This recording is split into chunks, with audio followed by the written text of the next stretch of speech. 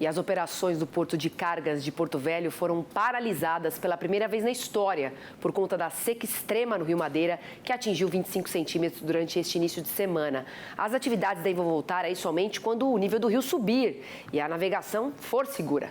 Com a paralisação, a movimentação de cargas é afetada, sobretudo no trecho entre Rondônia e Amazonas. Pelo rio chegam e saem de Rondônia granéis, como milho e soja, além de biocombustível, alimentos, bebidas e veículos. Vamos falar desse assunto com o meteorologista do canal Rural, Arthur Miller? A gente já estava, assustado, Arthur, quando a gente divulgou o nível do rio de 41 centímetros.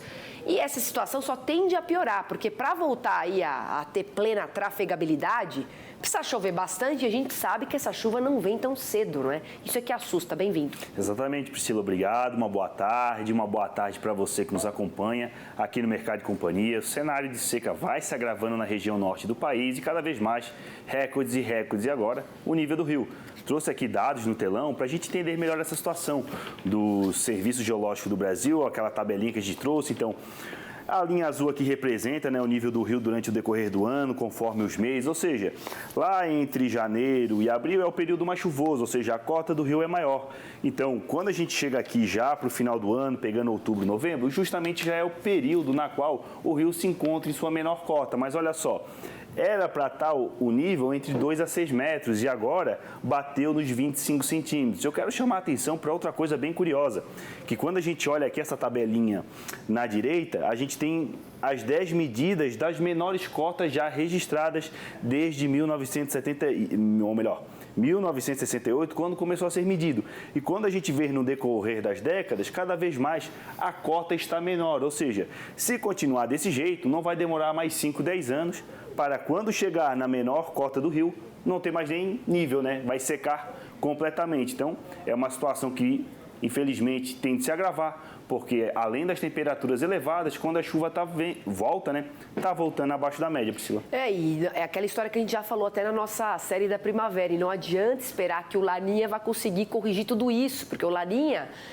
teoricamente, traz mais chuva para a região norte e nordeste do Brasil, mas como a gente tem outras coisas afetando a engrenagem do clima, com o aquecimento global, o Laninha não vai conseguir encher esse nível do rio, aumentar, não vai dar, Arthur? Não tem como. Exatamente, a gente tem o problema das águas aquecidas no oceano e o Atlântico tropical ainda se encontra muito aquecido. Então vai demorar para ele se resfriar para, até então, começar a normalizar a chuva na região. Eu vou até pedir para colocar as imagens de satélite no telão, que é para a gente ver agora a situação da região norte. Agora, conforme a gente adentra a primavera, combinação de calor e umidade, a gente já começa a ver nuvens carregadas sobre o Pará, também pairando sobre o Amazonas, mas ainda assim não é chuva volumosa. Quando a gente olha a umidade do solo, praticamente nem Roraima, que estava chovendo bem até nos últimos meses, está com boa umidade, com exceção do noroeste do Pará, restante das áreas com solo muito ressecado, prejudica muito as pastagens. E quando a gente vê os próximos 5 dias, a gente começa a ver um cenário mais otimista, mas são chuvas aí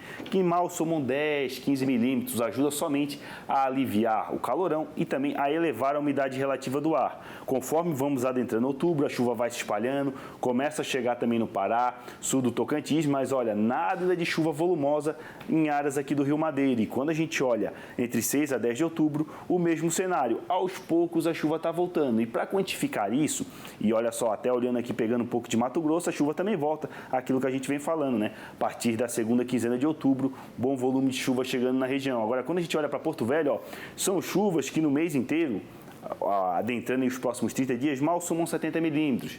É uma época do ano que já tinha que estar chovendo pelo menos 100, 150. E quando a gente olha para o final de outubro e início de novembro, aí sim, 140 milímetros, aí já tendendo a normalizar. Ou seja, para resolver o problema do rio, tem que chover muito em novembro, tem que chover muito em dezembro, aí sim, lá para janeiro, a tendência é da situação melhorar na região norte do país. Enquanto isso, temporais não só no norte, quanto também no sul.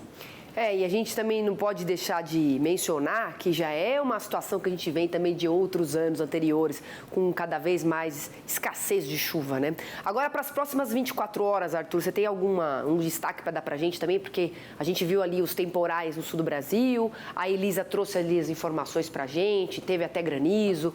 Agora, eu quero saber se tem alguma condição desses temporais avançarem para o sudeste. A gente está com uma semana de calorão, não é verdade? Com recordes em vários várias capitais. Cuiabá batendo novamente ali 41,3, né? Batendo o recorde do último domingo. E aí no fim de semana o tempo vai esfriar de novo? O que acontece, hein? Haja saúde. Vai sim, então. A gente tem temporais na região norte, mais associado aí com ventavais, passando aí rajadas de 40 a 50 km por hora. No sul, apesar ainda de não já ter baixado um pouco o nível da situação, de alerta, mas assim, o cavado e a frente fria continuam atuando, só que a partir de hoje ela começa a se deslocar, ou seja, são temporais que avançam para Santa Catarina e também no sul do Paraná a partir de hoje à noite, principalmente no decorrer de quinta a sexta-feira, chegando no sudeste e centro-oeste a partir também do final de semana. Quando a gente olha ainda para amanhã, temporais avançando, pegando já o estado de Santa Catarina, sul do Paraná, não se descarta a possibilidade de rajadas de vento intensas, ainda a possibilidade de queda de granizo, inclusive hoje pela manhã aí teve pedras de granizo ali na região sudeste do Rio Grande do Sul, ali com 10 centímetros de diâmetro, então uma situação de tempo muito severa. E quando a gente olha adentrando para o final de semana, ou melhor, a partir de amanhã, temporais, também na faixa oeste da região centro-oeste, mas que não deve trazer chuva volumosa devido ao sistema de baixa pressão que atua na região ali, principalmente sobre a Bolívia.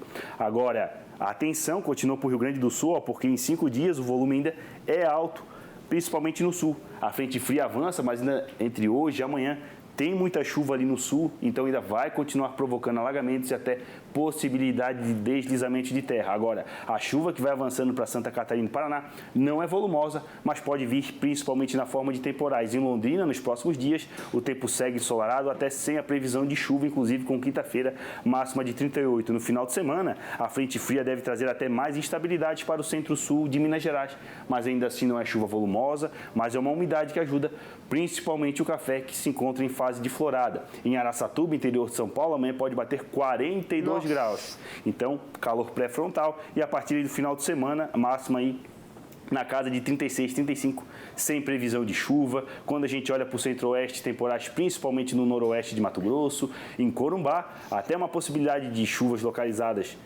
amanhã, máxima de 37, conforme a frente fria avança, traz um pouco de ar frio na sexta, 31, mas no sábado a temperatura já volta a se elevar, máxima de 36.